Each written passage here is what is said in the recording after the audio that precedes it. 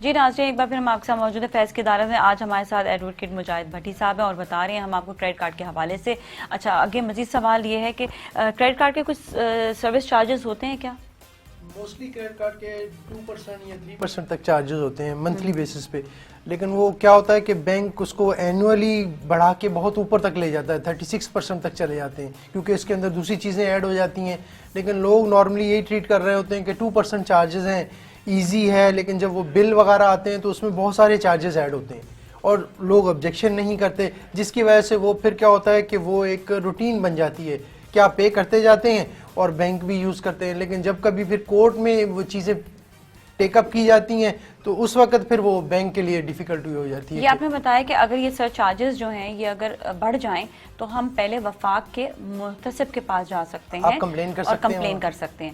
وہ جو ہے خود ان کو پھر جواب دیں کہ وہی بری کیس ویسے ریزالو ہو جاتا ہے. جی جی جسٹ ان کیس اگر ریزالو نہیں ہوتا، جس پہ جو ہے اگر کوئی ایگریمنٹ پہ سائن کر چکا ہوتا ہے بغیر پڑھے، تو پھر اس کے لیے تو پریشانی ہوگی نا. اگر کوئی ایسا ایگریمنٹ ہے موسٹ پروبیبلی یہ ہوتا ہے کہ بلینک سائن کروا لیے جاتے ہیں اور فل نہیں ہوتے، وہ خود ان کے چونکہ بینکس کے ریپرزینٹیٹیو ہوتے ہیں وہ خود ہی فل کر لیتے ہیں. کوشش کریں کہ وہ ایپلیکیشن فارم فل کروائیں اور اس کی پوری کاپی اپنے پاس رکھیں، تاکہ کل کو جب آپ کوئی بھی کلیم کسی جگہ لے کے جا رہے ہیں تو آپ کہہ سکتے ہیں کہ صرف میں نے یہ ایپلیکیشن فارم سائن کیا ہے، ادر دین اس کے میں نے کوئی فارم نہیں سائن کیا.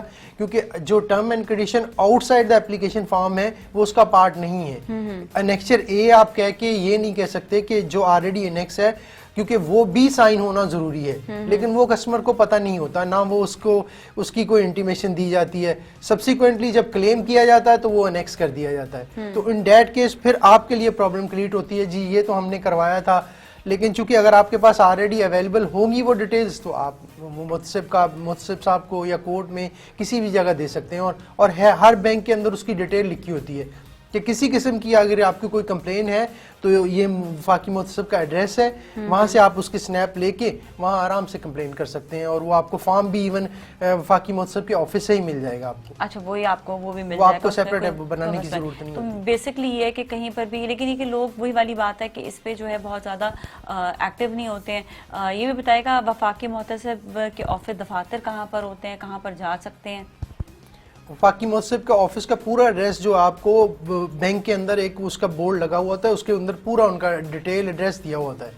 اور وہ ایک مین تو صدر میں ہے، وہ آپ کو کسی سے بھی آپ پوچھیں گے تو کراچی میں صدر میں بتائیے کہ جہاں پر بھی آپ جانا چاہیں جس بھی علاقے میں، لائک اگر پورے پاکستان میں، تو اپنے اپنے شہر کے مطابق وہاں پر وفاقی محتسب موجود ہوں گے. لیکن اگر جس طرح کوئی ایسا شہر ہے، جس طرح اگر کوئی ایسا شہر ہوتا ہے جہاں پر جو چھوٹا شہر ہے، وہاں پر بھی وفاقی محتسب موجود ہوتے ہیں؟ ہاں، ایڈریس ان کے پاس اویلیبل ہوتا ہے. یا ان کو شہر جانا پڑتا ہے؟ اگر آپ کو نہیں بھی ہے تو آپ اس کی رائٹنگ میں کمپلین کر کے بھیج سکتے ہیں، پوسٹ کر سکتے ہیں. لنکڈ اپ شہر ہوتا ہے یا اسی شہر میں موجود ہوتا ہے؟ مطلب موسٹلی تو یہ شہر میں بڑے جو شہر ہیں خاص طور پر ان پہ تو موجود ہے. اور اگر مین جیسے چھوٹے شہر ہیں ان میں نہیں اویلیبل تو اس کا ایڈریس آپ بینک سے لے کے وہاں سے ان کا وہ لگا ہوا ہوتا ہے، وہاں سے آپ نے اس کی سنیپ لی، اس کے ایڈریس پہ آپ نے پوسٹ کر دی اپنی کمپلین. اور یا دوسری صورت میں آپ اسٹیٹ بینک میں بھی کمپلین کر سکتے ہیں. اسٹیٹ بینک کا بھی ایک سیل ہوتا ہے جو مانیٹر کر رہا ہوتا ہے بینکس کو. اور پہلی اٹیمپٹ تو آپ کی یہ ہونی چاہیے کہ بینک مینیجر سے آپ کریں. اگر بینک مینیجر نہیں ریزالو کر رہا آپ کی کیوریز، ان دیٹ کیس پھر آپ وفاقی محتسب کے پاس جا سکتے ہیں. وفاقی محتسب کے علاوہ بھی آپ اسٹیٹ بینک میں بھی جا سکتے ہیں. اور لاسٹلی آپ بینکنگ کورٹ بھی جا سکتے ہیں. اچھا، اگر کوئی شخص نہ پے کر پائے کریڈٹ کارڈ کے بلز وغیرہ یا اپنے کریڈٹ کارڈ کے جو بھی اس کا جو مانا وہ پے کر رہا ہوتا ہے، وہ نہ کر پائے تو پھر کیا ہوگا؟ ان دیٹ کیس وہ ڈیفالٹر کی اس میں آ جائے گا. بینک اس کو نوٹس سرو کرے گا اور اس کا موسٹ پروبیبلی 2 سے 3 مہینے کا ٹائم پیریڈ ہوتا ہے کہ ود ان 2-3 منتھس اگر آپ نے پیمنٹس نہیں کی تو وہ پھر ڈیفالٹ میں کنسیڈر ہوتا ہے. بینک اس کو ڈیفالٹ میں ڈال کے اس کا نوٹس ایشو کر کے اس کے خلاف ریکوری کی پروسیڈنگ انیشیٹ کر دیتا ہے بینکنگ کورٹ. اس کے لیے یہ ہوتا ہے کہ اس کا کوئی اماؤنٹ وغیرہ ضبط کر دیا جاتا ہے، یا وہ ڈیفالٹر اگر اس کو اماؤنٹ بھی نہیں ہے تو پھر وہ کیا کرے گا؟ کیا وہ نہیں، اس کی یہ چونکہ انسیکیور لون ہے، اس کے اگینسٹ میں کوئی سیکیورٹی نہیں ہوتی، تو اس لیے اس کو مطلب ڈیفالٹر کنسیڈر کر کے سبسیکوینٹلی پھر آپ کے اس کے ایسٹ ریس میں جاتے ہیں. اگر اس کی کوئی اسٹیٹمنٹ مل جاتی ہے اس کو اٹیچ کروانے کی کوشش کرتے ہیں، یا اس کے کوئی موویبل ایسٹس ہیں، گاڑی ہیں، کوئی اور چیز ہیں اس میں، اور اگر فرض کریں وہ بھی نہیں مل رہا تو ادر دین پھر آپ اس کی اریسٹ اینڈ ڈیٹینشن میں بھی جا سکتے ہیں کہ جی یہ پے نہیں کر رہے تو ان کی اریسٹ اینڈ ڈیٹینشن کی جائے. پھر وہ اپنی بینک وہ وہاں کس کو اپنی شیورٹی سبمٹ کرے گا اور اس کے اگینسٹ میں کورٹ پھر اس کو ریلیف دے گی کہ آپ ارینج کریں پیمنٹ اور بینک کو دیں.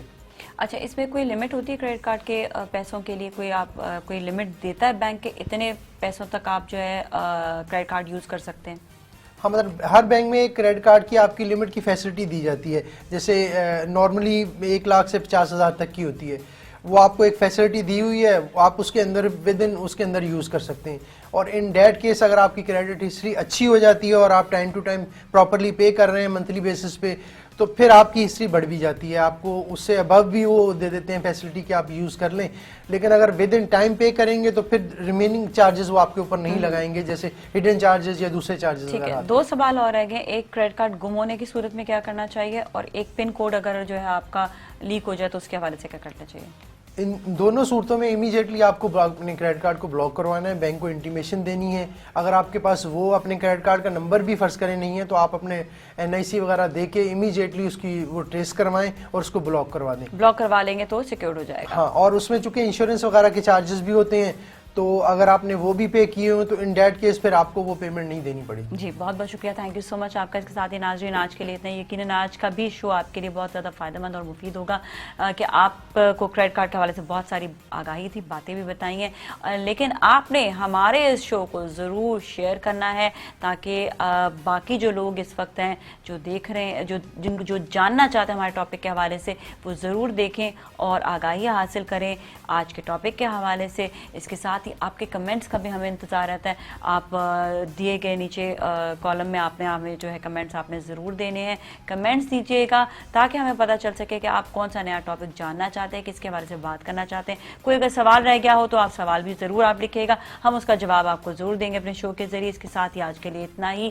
ڈو شیئر فیض کی عدالت, جتنا ہو سکے آپ شیئر کریں تاکہ اپنے پاکستانیوں کو ہم فائدہ دے سکیں اور وہ ہمارے شو سے فائدہ اٹھا سکیں. اس کے ساتھ ہی ناظرین اور ٹیم کو دیجیے اجازت. اللہ حافظ.